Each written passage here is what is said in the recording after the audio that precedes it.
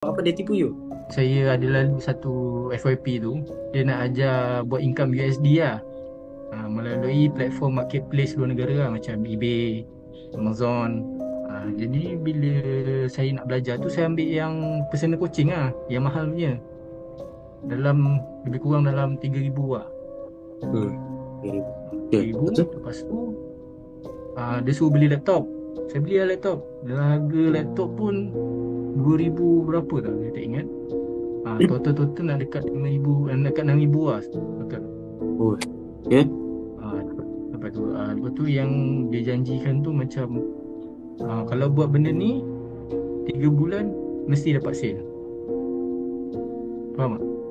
Dalam bentuk USD lah. Tapi masa tu saya tak berfikir panjang. Kita macam nak beranakkan duit kan.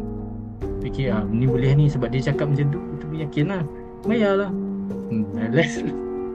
Nak tipu Apa lah. budak ni? Hmm. Nak tipu lah.